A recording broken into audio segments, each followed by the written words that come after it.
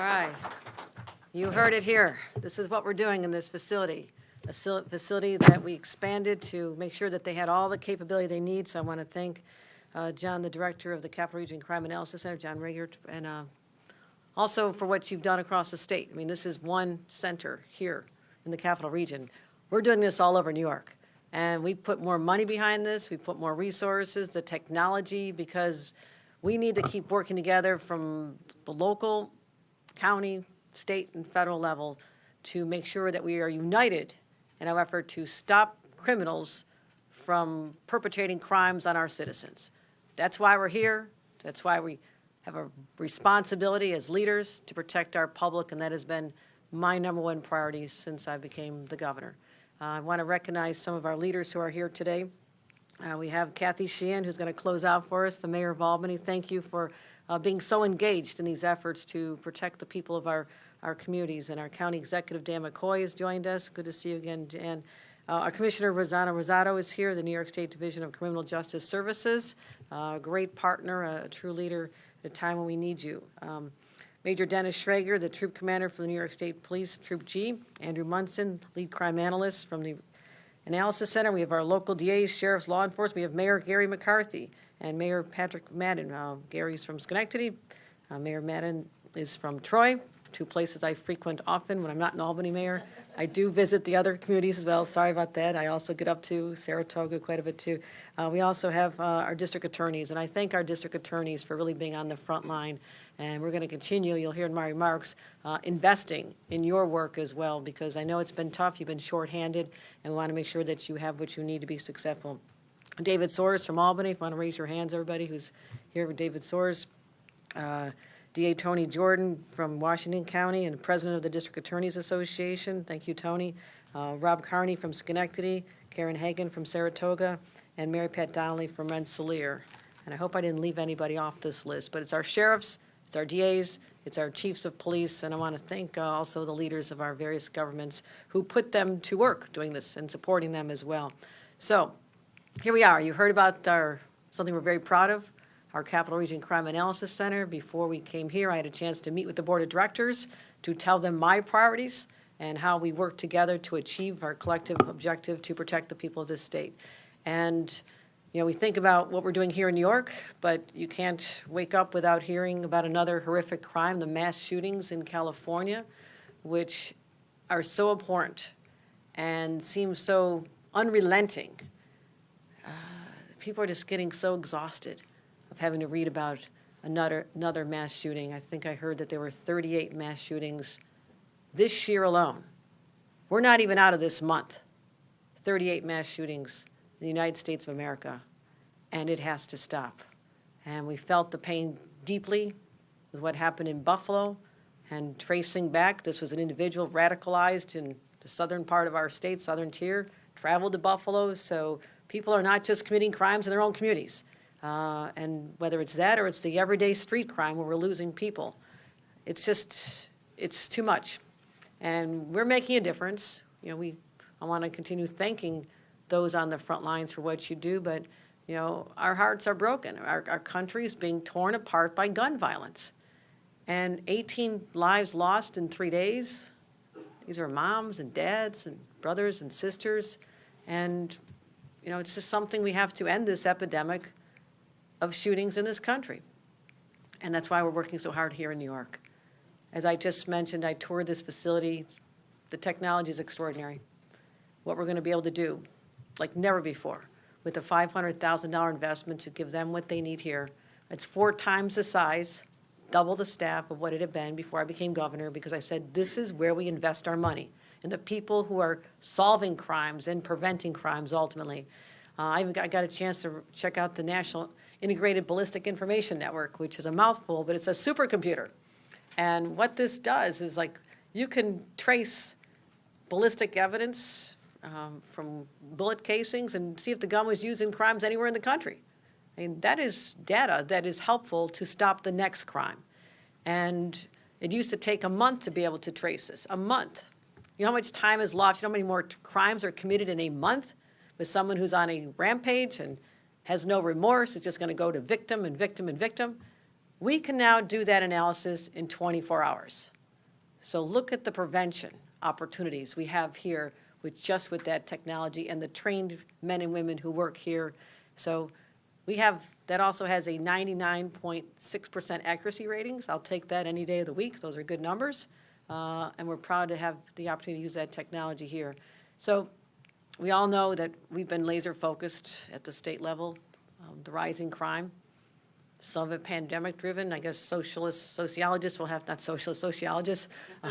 Anybody can look at it. Everybody's welcome to analyze it. We have to figure out what happened during the pandemic and when the crime rates were declining in our cities and our rural areas and our suburban areas. It was going down.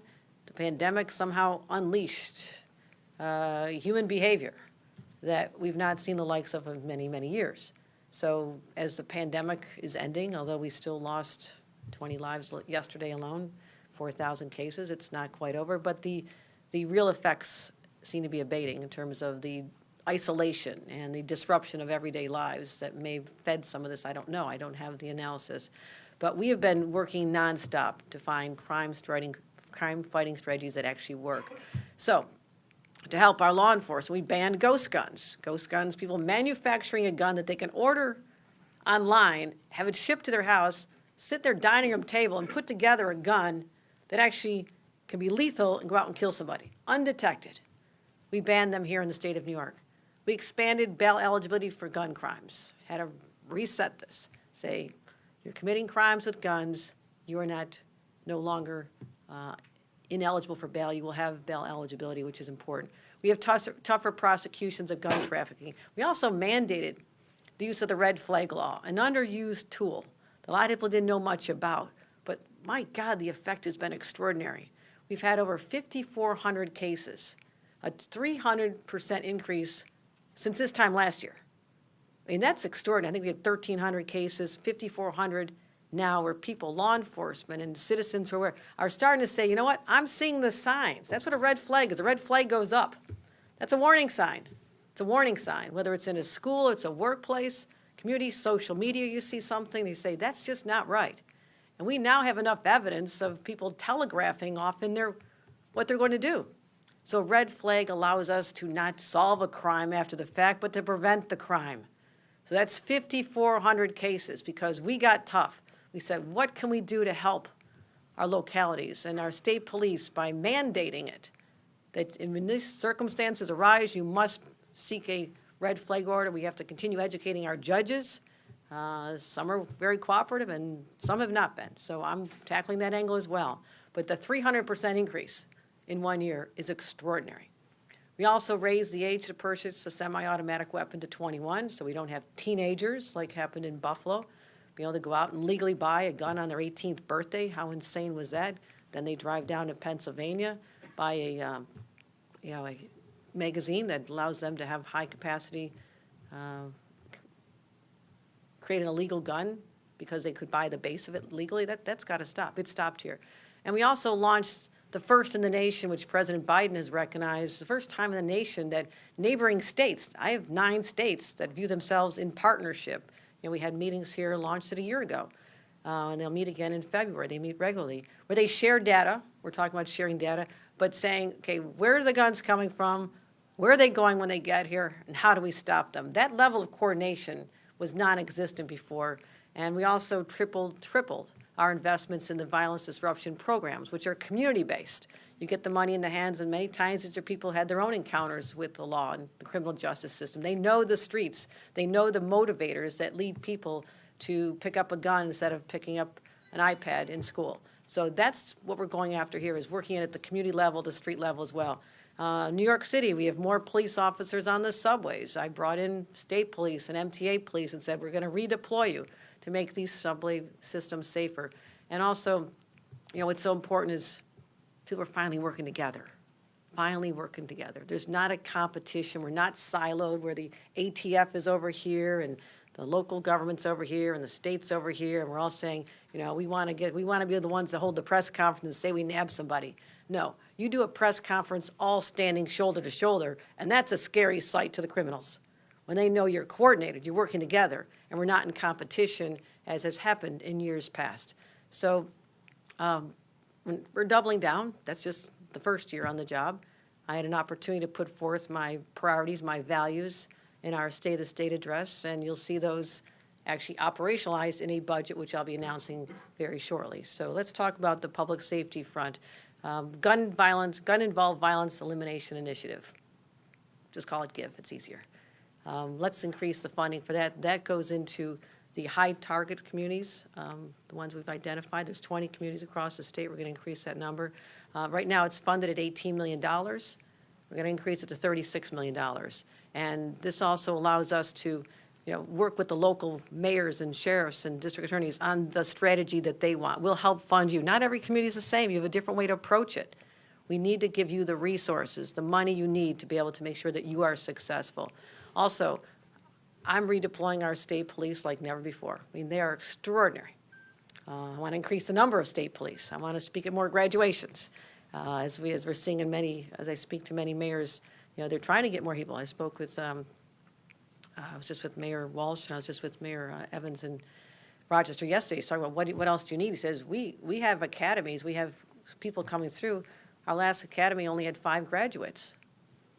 Many years ago, when I was hiring police officers in my local government, we had so many people. We had to turn down a lot of talent. Something has shifted here. We have to get young people, individuals who want to change careers, excited about public service and how there's nothing more noble than being out there, putting on a uniform to protect your community. We have to instill that sense of responsibility to others that was always there, but is not there the way it once was. And so I want to focus on that as well. So I'm focusing on our state police. We're increasing our community stabilization units from 16 to 25 communities. They're literally on the ground. State police, like never, on the ground in high-need communities like Rochester and Syracuse. They'll be wherever you want them to be. And they're trained, they're professionals, and they're integrated with the local police departments. Again, not competing, working together. We are also, again, at the state police level, we usually do 1 or 2 academy classes a year. We're going to have 4. So get the word out.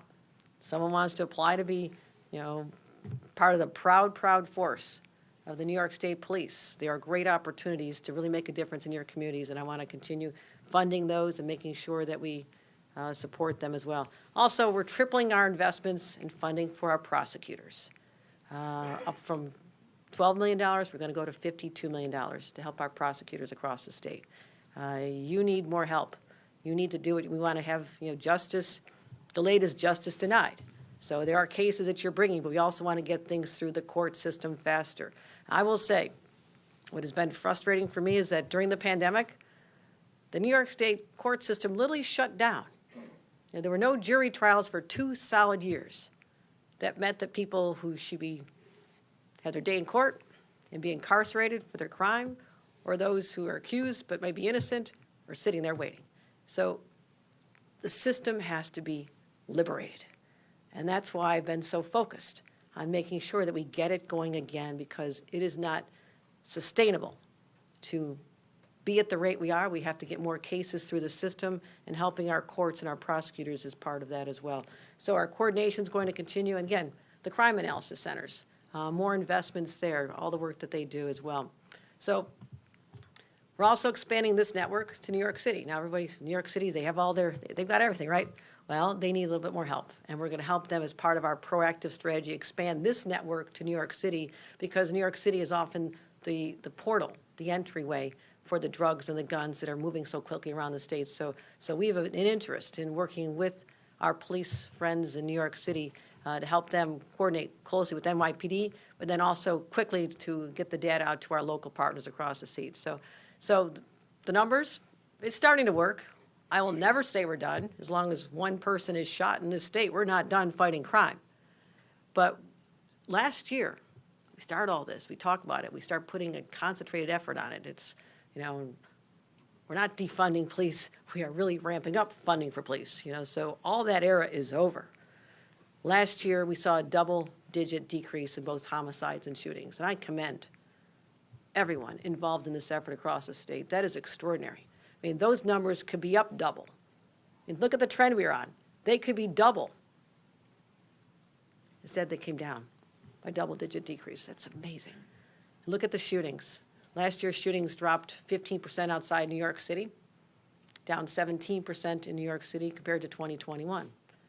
Buffalo, even with the mass shooting, still down 32%. Long Island is down 29%. Westchester down 17%. Rochester down 13%. All give jurisdictions, and it didn't happen by accident. You don't just stand there and really hope the crime goes down. Boy, it'd be nice if it went down. You do something about it. You enter the arena. You enter the fight. And it's not what we do. It's the bravery, the courage of our law enforcement partners, and the investments that we're going to continue to make, like task force like this. So let's just give some final numbers here so you know the data. Last year, 10,093 guns were seized by law enforcement across New York State. 10,000. That's a 59% increase from 2019, 11% over 2021. That's amazing. That's amazing. Now, there's also another way of looking at it. We have a lot more guns coming in the state. So I'm glad we confiscated 10,000. We're going to continue. Those numbers are going to increase. Again, that could be 3,000. It could be 5,000. It is 10,000 guns that are out of the hands of people who would do harm to others. And I'm proud of that. But we also have so many guns flowing into our streets still. And that's what I'm focused on. And gun seizures by the state police are up 160%.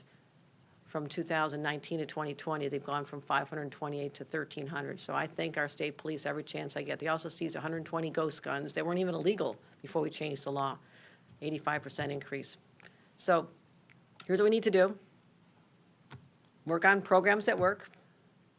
Focus on supporting our local police departments. Focus on supporting all of our crime analysis centers. Finding what else is going on in other parts of the country. Is there any other community that's finding another path that's working? So we're not, this is New York. Most of them want to see what we're doing, and this is state of the art. Nobody's doing what we're doing here. But I'm always going to be humble enough as a governor to say that someone else might have an idea that we need to also adopt here as well. So I want that to continue. My team is laser focused on what's happening, not just here, but in other countries as well. We'll always be at the forefront of the effort to protect our citizens from crime. And whether that means the hotspot policing, sort of some new technologies to identify where shots are occurring, deploy police there the second a shot is identified, focused deterrence, as well as the street outreach. So that's the future of crime fighting here in the state of New York. Just getting warmed up. Let the criminals know. Put them on notice. You're not welcome here in the state of New York. If you're going to commit a crime or harm another individual, pick up a gun and use it in furtherance of a crime. You will be stopped. You will be stopped. And that is our commitment. And to all of you on the front lines who keep us safe every day, my heart's full of gratitude, especially those who are literally in harm's way when you go out in those streets. So to mayors and leaders, please go back to your police departments, to areas where they feel unappreciated and wonder why they get up and do what they do. There are people walking this earth still alive because of their courage and their willingness to do this for their fellow citizens, and I will never take that for granted. Thank you very much. We'll pull up our mayor, Kathy Sheehan. Thank you, Mayor. Thanks for being such a great partner. Thank you. Thank you so much, Governor. And we are just